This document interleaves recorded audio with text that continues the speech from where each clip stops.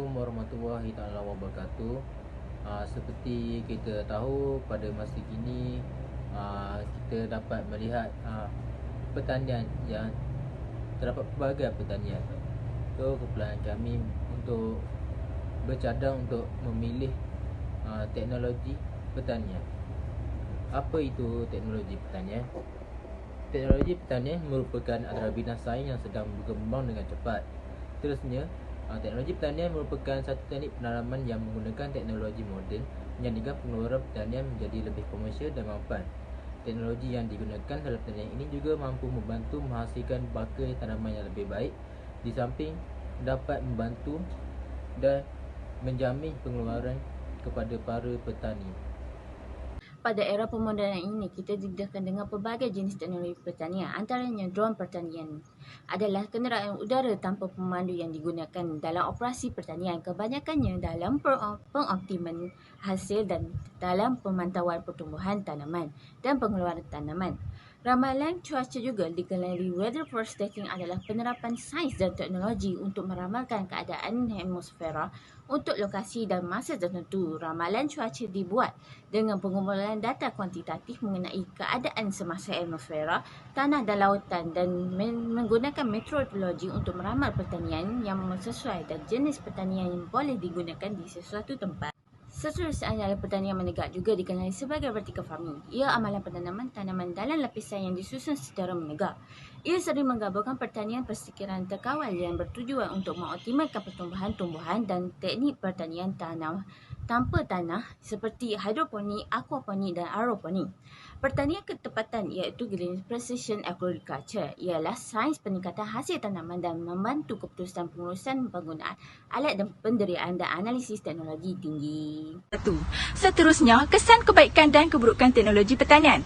Kesan kebaikan teknologi pertanian adalah teknologi pertanian ini dapat membantu para petani untuk meningkatkan pengeluaran mereka dalam jangka masa yang pendek.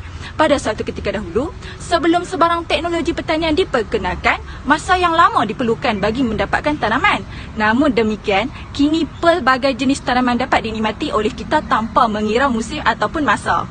Selain itu, teknologi pertanian ini juga memberikan kebaikan kepada pelbagai jenis tanaman yang tidak dapat ditanam oleh negara kita pada masa dahulu, kini dapat ditanam di negara kita. Kesemua ini disebabkan oleh teknologi pertanian dalam mengubah suai genetik tumbuhan tersebut. Sebagai contoh, buah stroberi dan buah temikai susu merupakan antara contoh terbaik pengubah suaian genetik yang menyebabkan ianya dapat ditanam di negara kita.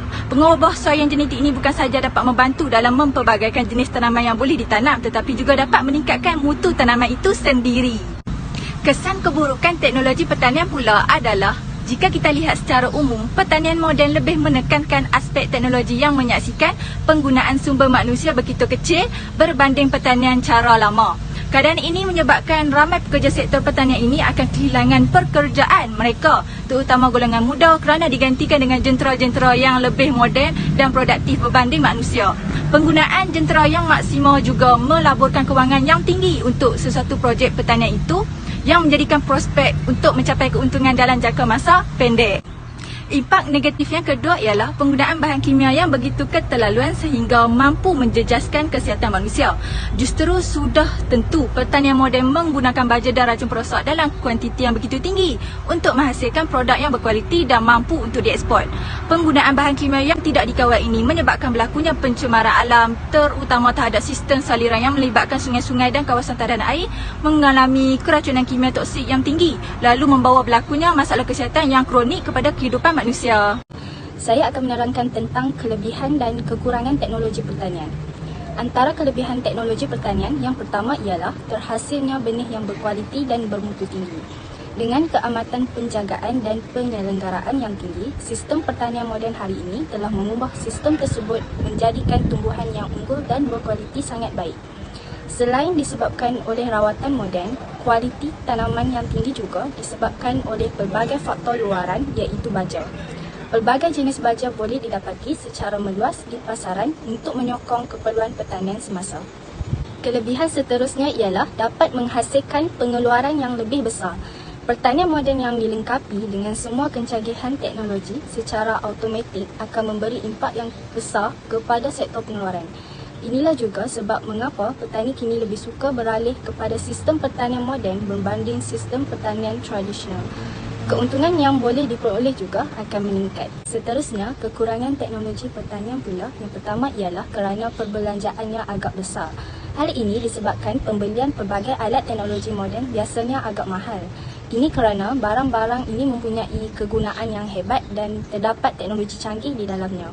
Akhir sekali, penggunaan baja dan racun perosak yang berbahaya kepada ekosistem. Penggunaan baja boleh mengubah keadaan biologi persekitaran sekeliling. Racun perosak juga termasuk bahan yang berbahaya jika dimakan oleh manusia. Ini mengakibatkan larangan penggunaan baja dan racun secara berlebihan pada tanaman pertanian.